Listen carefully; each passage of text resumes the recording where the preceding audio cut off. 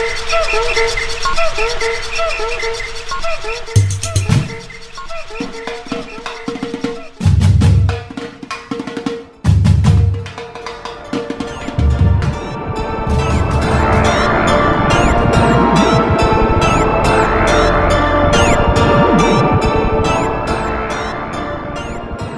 1, 2, 3, gravando. Meu... Beleza? Tá aberto aqui já. Ai, fui interrompida. Você está tentando me calar? Igual aquela... Sorry. Desculpa, não estou tentando te calar. Aquela senhora muito engraçada. Meu nome é Natália Salazar. E eu sou a Renata Schmidt. E esse é o podcast Patramada Criminal. Olá, bem-vindes. Halloween! Spooky Halloween! Antes da gente começar, eu tenho uma correção que foi enviada pra gente por uma amiga pessoal e do podcast chamada Maria, que está em Irlanda e que eu vou conhecer logo mais. Sim! Quando eu for encher o saco de vocês na Irlanda. Ela falou ela foi tão linda, como sempre. Ela pegou. A Maria é uma querida. Ela é linda. E daí ela pegou. Ela mandou uma mensagem falando assim: desculpa, não fica brava comigo. Mas eu só quero mandar uma correção que, tipo, no episódio passado, quando eu tava falando sobre os Gooden, eles tiveram um filho que nasceu com paralisia cerebral. E o jeito como eu formulei a frase foi: infelizmente, ele nasceu com paralisia cerebral. E eu não tava querendo falar que, infelizmente, ele nasceu com paralisia cerebral. É porque eu já sabia que ele ia morrer com 6 anos. Então eu já tava naquela... infelizmente, eu sei que eles vão sofrer muito por causa desse filho, entendeu? E o jeito como eu formulei a frase, parece que eu tava falando... infelizmente, eles tiveram esse filho com paralisia cerebral, sabe? Que eu tava sendo capacitista. Como que é o nome? Capacitista, sim. Então, ela falou pra mim, olha, sou capacitista, e daí eu pensei, gente, realmente sou bem capacitista, e eu falei também que eles sofreram demais com o filho, mas eu não queria falar do filho em si, eu tava falando que eles sofreram muito pela questão financeira, porque era uma família de baixa renda, que teve que pagar tudo do bolso pro filho, não queria mandar o filho pra uma instituição, como era o estigma da sociedade naquela época, era mandar o filho embora. E também porque eu sabia que o filho tinha morrido e eles tinham sofrido muito com a perda do filho. No livro que eu ouvi pra fazer o episódio, eles detalham o sofrimento da família. Então, pra mim, quando eu tava falando do filho, eu tava falando, infelizmente, ele nasceu assim, assim, assado. E soou bem capacitista, soou muito mal. E também... Eu não costumo, assim, tipo, fazer todas as correções aqui no pod. Algumas eu simplesmente paro de falar alguma coisa que eu tô falando e, sabe, eu meio que faço trabalho interno. Mas essa é uma correção que eu queria fazer porque isso não é a primeira vez que eu falo alguma coisa que seja capacitista ou que soa capacitista. E eu queria falar que isso é de total ignorância e que eu preciso realmente... Eu tenho que admitir que eu não sou uma pessoa educada nessa área. Eu sou uma pessoa que fala muita porcaria simplesmente porque eu não sou educada nessa área. Eu sou uma pessoa bem ignorante e eu queria me comprometer a melhorar esse tipo de linguagem, que às vezes a gente fala muita coisa pelo hábito da língua, pelo hábito, e também eu saí do Brasil já faz 13 anos, gente.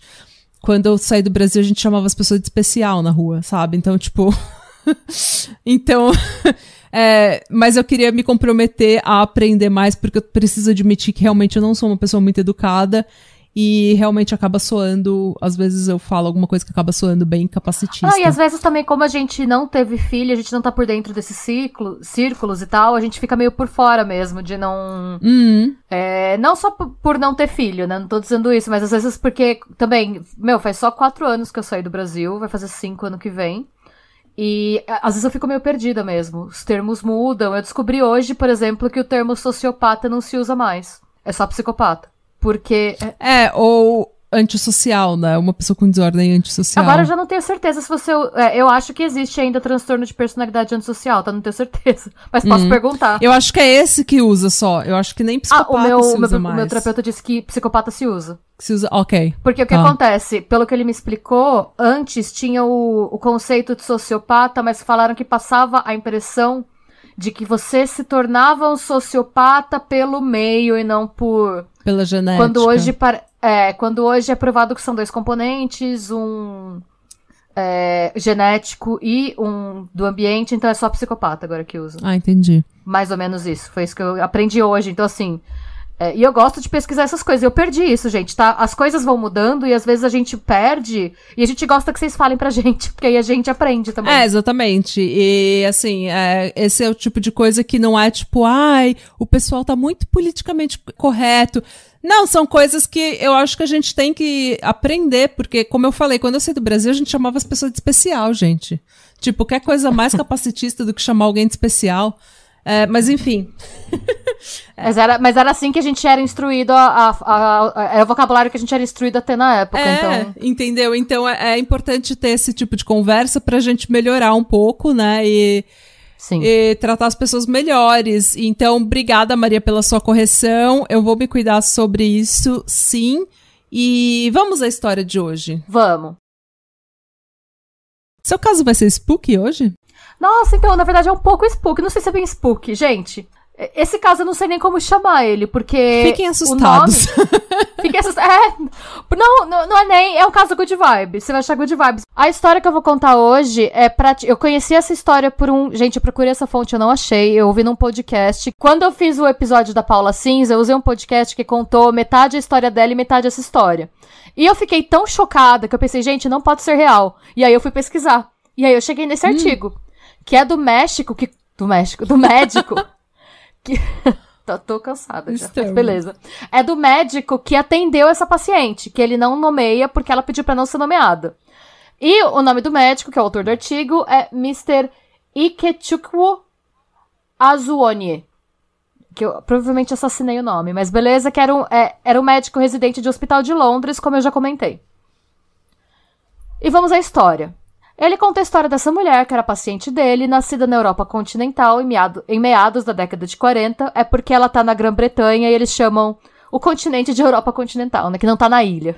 E ela chegou na Grã-Bretanha no final da década de 60, trabalhou um pouco, teve alguns empregos, casou, começou uma família, decidiu ser dona de casa e mãe em tempo integral, raramente ficava doente, quase nunca ia no médico, porque ela tinha boa saúde. E nunca tinha feito nenhum tratamento hospitalar. Tirando os partos, nunca fez nenhuma cirurgia, nada. Os filhos dela também estavam bem de saúde e em casa tava tudo bem. Tava tudo bem na vida dela. Okay. Basicamente até então. Até que no inverno de 84, ela tava sentada na poltrona dela lendo. E de repente ela ouviu uma voz bem distinta dentro da cabeça dela. E a voz disse pra ela, por favor, não tenha medo.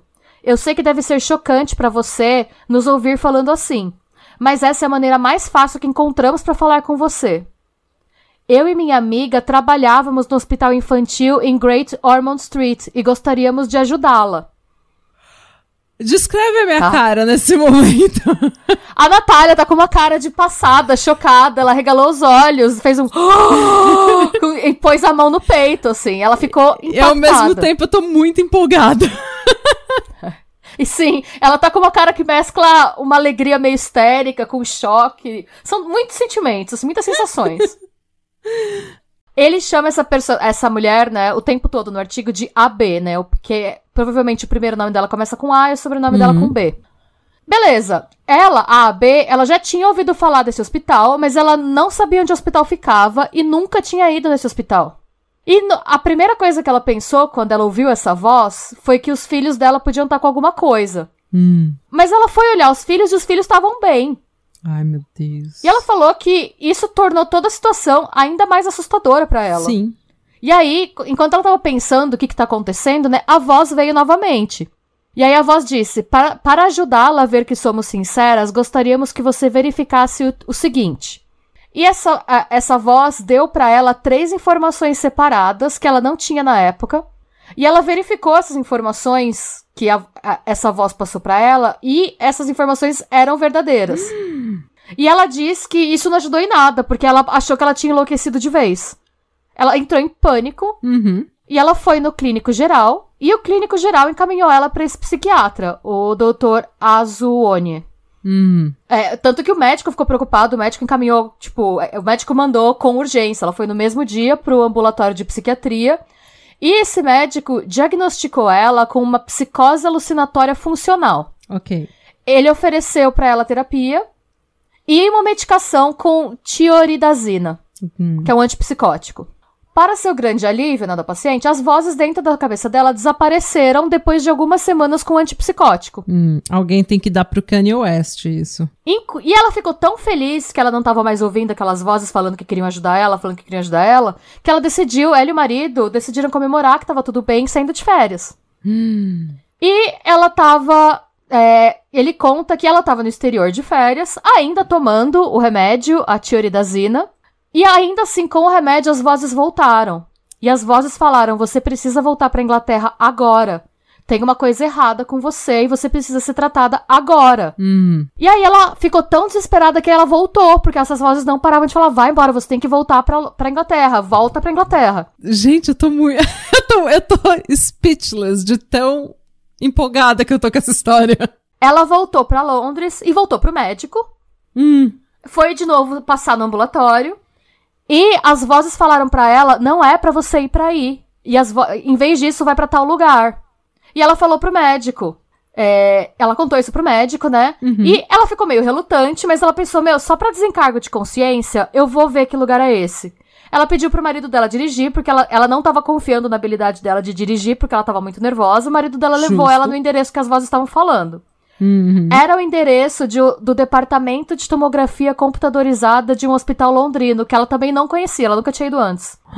Ela chegou lá e as vozes falaram que ela tinha que entrar e pedir pra fazer uma varredura no cérebro por 2 motivos. 1, ela tinha um tumor no cérebro. 2, o tronco cerebral dela estaria inflamado. Gente... E aí, ela chegou no ambulatório e pediu esses exames. Lá no centro de tomografia, desculpa. Ela chegou no departamento de tomografia e pediu exatamente esses exames e descreveu o que ela tinha. Mas, eu não sabia disso antes, né, de ler o artigo. Só pra vocês saberem, esse tipo de problema que ela narrou, que ela teria, causam alguns sintomas. Então ela teria que ela não tinha. Dor de cabeça, tontura, tem vários sintomas envolvendo um tumor no cérebro e a inflamação que eles descreveram, né?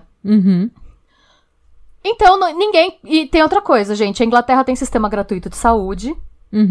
Mas pra você fazer um exame desse, você precisa de um encaminhamento de um psiquiatra ou de um neurologista, porque é um exame muito caro de se fazer. Igual aqui, você não consegue... Por ser um sistema público, e também igual o SUS, você não pode ir no SUS e falar, eu quero ter um check-up de cabo a rabo, porque isso tudo custa pro Estado, então você precisa passar num clínico pra ele te encaminhar e falar, olha, realmente você precisa ver um especialista, porque se todo mundo for pro especialista, o especialista vai ficar sobrecarregado e às vezes seria uma coisa que você podia, um médico, um clínico geral podia te ajudar, então você tem que ser encaminhado, você não pode pegar e pedir esse exame.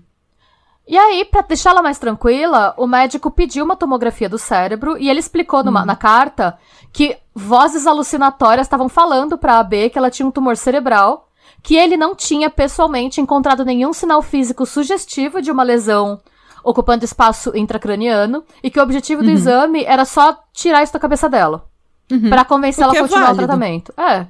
No começo, o pedido foi recusado, tá? Porque o hospital alegou que não tinha justificativa clínica pra uma investigação no caso dela, já que ela não tinha nenhum sintoma. E ainda brigaram com ele. Falaram, também estava implícito na carta que eu tinha exagerado um pouco, acreditando no que as vozes alucinatórias de minha paciente estavam dizendo a ela. Ele teve que negociar, levou alguns meses. Meses. E aí ele conseguiu agendar uma varredura pra abril. Ela fez o exame uma vez... Os técnicos olharam, falaram, faz o exame de novo, e pegaram o exame mais caro, com realce. E o exame revelou eu vou ler exatamente o que ele falou aqui, tá? Uma massa parafalcina frontal posterior esquerda, que se estendia pela foice até o lado direito. Tinha todas as aparências de um meningioma, um tumor no cérebro. O neurocirurgião consultor a quem encaminhei a B notou a ausência de dor de cabeça ou quaisquer outros déficits neurológicos focais relacionados a essa massa, e discutiu com a B e seu marido os prós e contras da operação imediata em relação à espera pelo aparecimento de sintomas. No final, foi acordado prosseguir com uma operação imediata. As vozes de AB lhe disseram que estavam totalmente de acordo com essa decisão. Gente, essas foram... o cérebro dela mandou uma mensagem para o cérebro dela. É tipo, the call is coming from the inside the house. Mas eram 2 pessoas que tinham trabalhado no Children's Hospital, né? Nossa, é verdade. Estas foram as notas da operação, realizada em maio de 84. Nossa, me deu um arrepio. Né?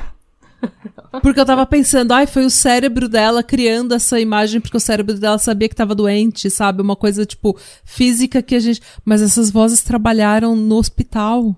Nossa, no tô hospital arrepiada que eu não conhecia.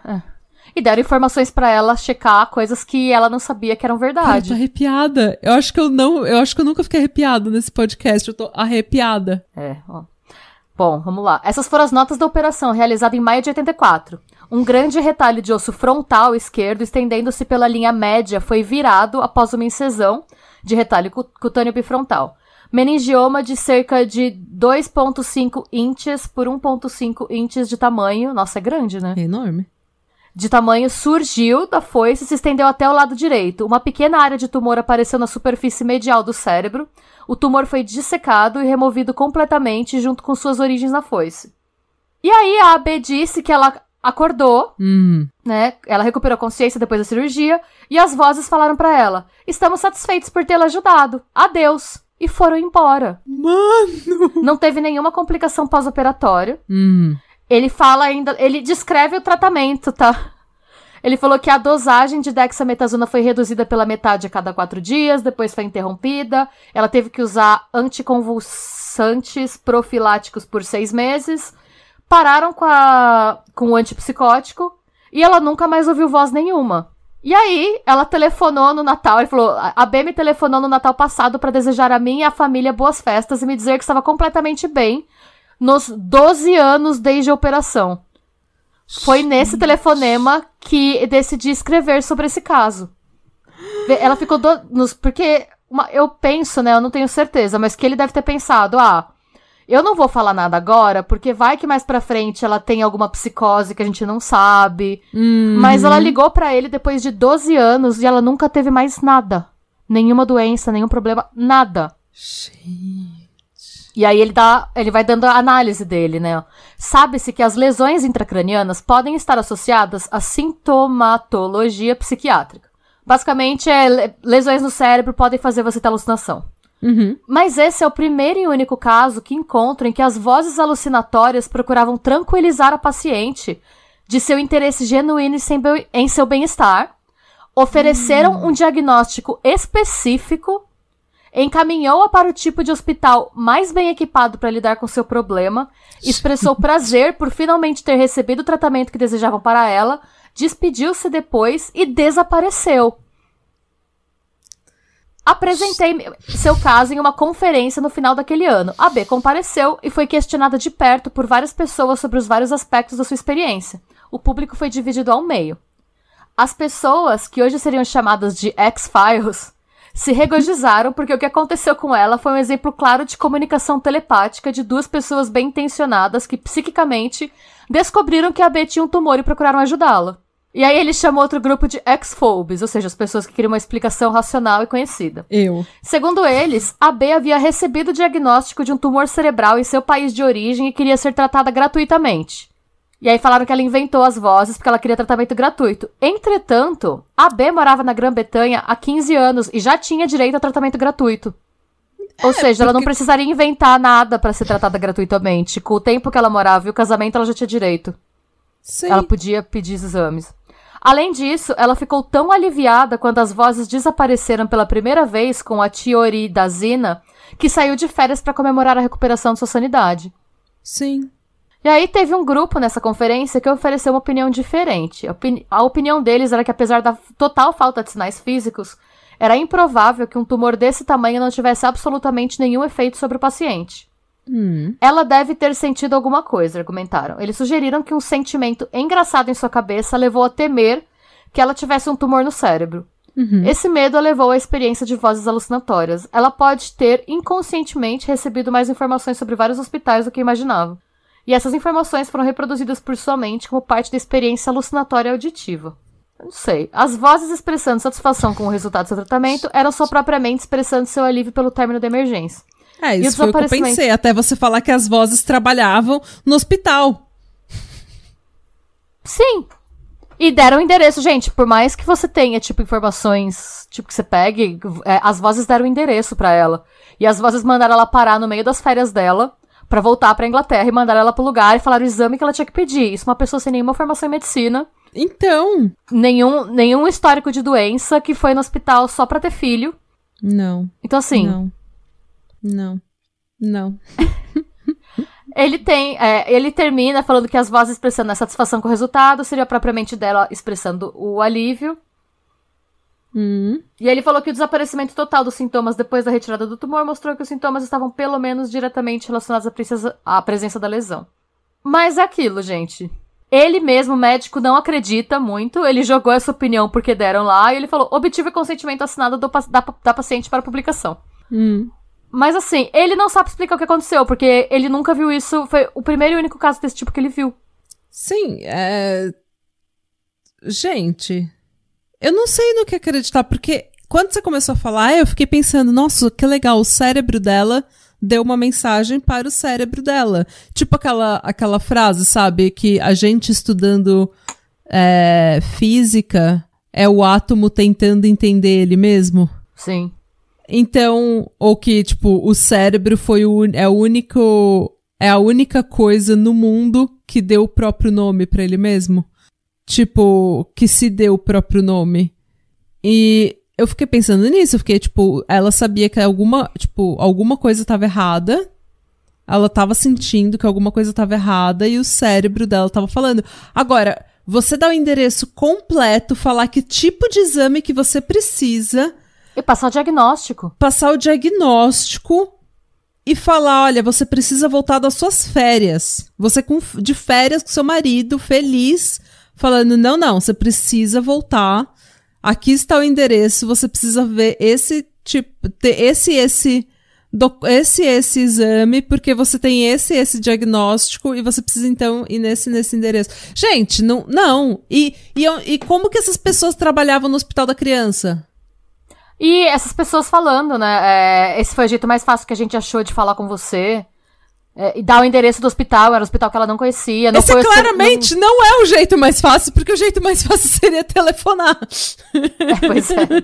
Não, e, era um hospital com o qual ela não tinha nenhum vínculo, ela não conhecia esse hospital infantil em Great Ormond Street, não foi o hospital que ela teve os filhos, que poderia ter alguma conexão, sei lá, uma memória. Não, umas pessoas de um lugar randômico. Nossa, eu tô passando mal. Que passou informações pra ela que dizia que eram...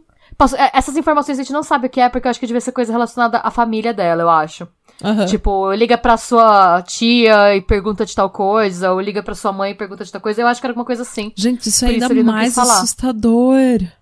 Imagina Foram você 3... falou, aquele povo, no Ghost, sabe? Quando ela fala, chama ela de não sei o que ela... Sim. Era o apelido que ele dava pra ela. Nossa, olha aí, eu desenterrando o Ghost. Vixe. Mas são 3 informações separadas que ela não possuía na época, que ela verificou, eram verdadeiros. E aí ela ficou morrendo de medo, que eu acho que é uma reação normal, que eu também teria. Porque ela achou que ela tava louca. Não aconteceu comigo, eu tô morrendo de medo, eu tô arrepiada, dentro de casa sozinha, que nem uma louca. Gente, é um caso real, porque ele foi publicado num portal científico, tem o nome do médico, tem onde o médico trabalhou. Se vocês quiserem que eu mande o artigo ele tá em inglês, a versão completa, mas eu posso mandar pra vocês checarem, dá pra ver tudo. Mas até hoje não existe uma explicação pra essa história. A gente não sabe, a gente sabe só que isso aconteceu e por conta disso ela foi operada antes do tumor chegar num nível em que traria complicações pra saúde dela. Gente. E aí, gente? Eu não sei o que falar, não sei o que dizer. Como é que eu vou dormir agora? Eu vou ficar pensando nisso por semanas. Porque, gente, é uma loucura. Eu tenho esse tipo de voz na minha cabeça e o nome disso é hipocondria. Qualquer coisa que acontece comigo, qualquer coisa. Tipo, eu sinto dor na lombar. Não é porque eu tenho 35 anos, é porque meus rins estão falindo. É dor no rim, não é dor nas costas. Sabe? Tipo, na minha cabeça, esse é o... Tipo, eu tenho uma pontada na cabeça. Pra mim, sou eu tendo um AVC. Não é, tipo... Acontece, às vezes, a gente tem uma pontada. Eu já fui no médico perguntar por que eu tenho pontada na cabeça e ele falou, porque às vezes é assim mesmo. Todo mundo tem, às vezes. Todo mundo tem pontada na cabeça. E eu, eu tô tendo um AVC. Não, eu tenho um tumor no cérebro. Pra mim, isso é hipocondria. Mas nenhuma voz nunca chegou pra mim e falou, olha, esse foi o melhor jeito que eu vim te dizer que seus rins estão falindo. Gente, uma pessoa que não tem histórico nenhum, sabe? Nenhum histórico de problema de saúde, nem histórico de doença mental. Esquizofrenia, nossa. Nada. E que ficou 12 anos, tipo, ela ligou pro médico 12 anos depois, tava tudo bem, não teve mais problema nenhum. Tava tudo certo. Tanto que ela lembrou desse médico que atendeu ela 12 anos antes pra agradecer o maluco de novo, pra dar Feliz Natal e agradecer, falar dos filhos, tipo, tá tudo bem.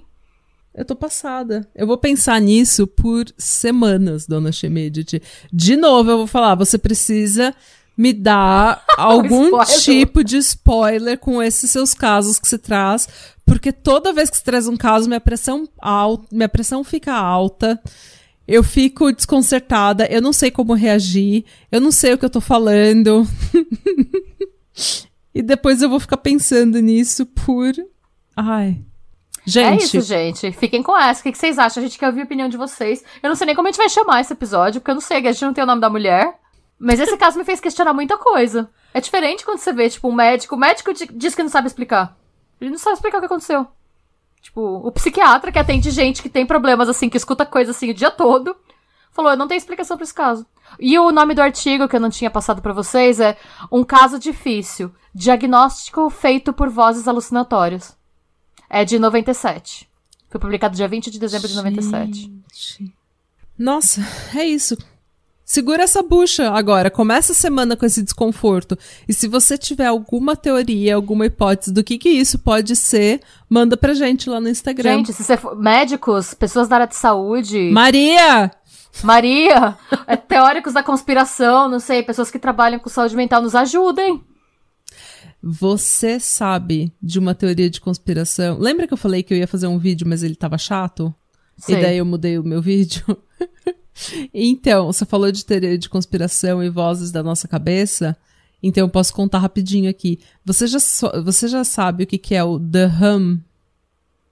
Não. É tipo, em português chama o zunido, o zumbido, sei lá como. E é uma coisa que, tipo, de 2 a 4% da população escuta. E é um zumbido o tempo todo, constante. E é um zumbido com uma frequência muito baixa. E, tipo, imagina um ar-condicionado ligado? E aquele... o tempo todo. Só que começou em Bristol, na década de 70... O pessoal começou a escrever pro jornal que tava ouvindo isso. E daí eles atribuíram isso às fábricas, porque estavam instalando tipo um... Eu não lembro o que eles estavam instalando agora, porque eu joguei meu roteiro fora. Ventilador? Mas eles estavam... tipo o ventilador da fábrica, sabe? Tipo, e que eles estavam implementando sistema de gás natural. Então eles começaram a ouvir isso. E que provavelmente era isso. E daí muita gente fala que é simplesmente pessoas que são hipersensíveis, sabe? Com o ouvido e conseguem ouvir certas coisas que os outros não ouvem. Só que tem gente que começa a ouvir isso depois de velha. Não é sempre que a pessoa nasce ouvindo isso. E isso acontece em vários lugares do mundo... E, tipo, que não tem nenhuma conexão uma com a outra. Não é, tipo, acontece sempre onde tem cabos de gás natural, sabe? Canos de gás natural passando, ou uma planta de gás natural, ou uma usina nuclear, ou sei lá o quê. Não tem, sabe? E eu fui fazer esse vídeo porque aqui em Moz, uma cidade aqui próximo, uma mulher ouve e ninguém sabe o que é. e, tipo, chama The Hum. E daí você pode falar que, tipo, são ondas eletromagnéticas, são torres de celular, porque começou na década de 70, quando essa tecnologia começou a surgir, de certa forma. E tem várias teorias. Ou pode ser, tipo, aquela coisa no ouvido que você fica... o tímpano? Tipo, pode ser algum problema no tímpano, sabe? Alguma doença. Eu pensei em alguma formação diferente, alguma mutação na formação dos ossos do ouvido, né? Da caixa. Então, mas tem várias pessoas que ouvem que não tem absolutamente nenhuma relação uma com a outra e várias pessoas começam a ouvir isso depois de velha já. Que loucura. Eu penso naquele lance, sabe o apito de cachorro? Que é uma frequência que só eles ouvem? Uhum. De repente é um ouvido que capta uma frequência que as outras pessoas não captam, assim. Pois é, mas não tem uma explicação pra isso. Tem gente que fala que são alguns peixes nos oceanos. Tem gente que fala que é... Bom, daí tem várias teorias de conspiração, obviamente. Tem gente que fala que é onda eletromagnética, tem gente que fala que é isso, que é aquilo, que é, sei lá, sinusite. Tem gente que fala que é o Bolsonaro. E, obviamente, que se você entrar nas conspiração, alguém vai falar que são os judeus. Porque sempre chega nos judeus. Satanistas, nos judeus e nos satanistas, sempre chega. Sempre quando você entra num rabbit hole de conspiração, sempre acaba no antissemitismo. É verdade. Impressionante isso. Então, mas é foda. E daí, é foda. E daí eu fiquei pensando nisso, eu fiquei pensando quando você tá falando, sabe? Eu fiquei pensando, é os unidos. É isso, gente. Mandem pra gente as hipóteses e teorias que vocês têm sobre esse caso. E possíveis explicações, se forem da área médica. Por gentileza. E esse episódio vai sair agora na segunda, dia 24. E na segunda-feira, dia 31, é dia de Pátria Amada Criminal e Halloween. E eu estarei em Irlanda, em casa de Renata, enchendo o saco. Então a gente vai tentar gravar alguma coisa bem spooky Halloween para vocês. A gente podia abrir uma live, hein? No YouTube. A gente podia abrir uma live bem trevosa. Fantasiadas, exato. Bêbadas, brincos. Vão as duas pro pub. A gente vai fazer uma live do pub. Do pub, falando de... True crime. De true crime. Eu acho legal isso. Fala pra gente que caso que você quer que a gente cubra, ou se, sei lá, onde você quer a live, se você quer episódio. Fala pra gente, porque, como eu falei, semana que vem eu estarei em casa de Renata. Irlanda. E a gente vai surtar na Irlanda, porque eu tô louca pra conhecer a minha amiga, eu tô louca pra conhecer a Irlanda, e eu tô louca pra ter férias, porque eu não aguento mais trabalhar, gente. Vai ser muito legal. Já estou animada. Eu também. Também tô precisando de férias. As duas vão tirar férias, gente, ao mesmo tempo. Vai ser uma loucura. Gente, imagina! Vou beber uma cerveja pra comemorar as minhas férias. Minha primeira cerveja em quase 5 anos. A gente não vai ficar bêbado, porque eu vou beber uma cerveja, eu vou dormir no tá pub. Tudo bem. Dormir na mesa do pub. Não, você vai devagar. Se você quiser, você começa, toma um half pint, que aí você toma vários half pints. Você pode experimentar cervejas distintas. Era mega pint. Gente! Litrão! É isso, gente. Sejam bons. Busquem conhecimento. E nunca ouçam as vozes da sua cabeça, a menos que seja um diagnóstico médico, porque elas podem salvar sua vida. Se for um diagnóstico médico, faz o exame só pra desencargo. Se alguém tá falando, tipo, você é Jesus. Não, isso não. Mas se alguém você falar é um que você tá com problema, Daí não. Mas se alguém falar, tipo, você tem um tumor no cérebro, de repente é o seu cérebro tentando te dar um alerta. Sim, por que não fazer o exame, né? Faz o exame. Se eu gosto de falar pra fazer o exame, faz o exame. Não faz mal pra ninguém. De repente é o seu cérebro falando, me tira daqui. Pelo amor de Deus, me ajuda. Vai saber, gente. Vai saber. Faça o exame. Isso. E adeus. Arredabra. Slå. Bye.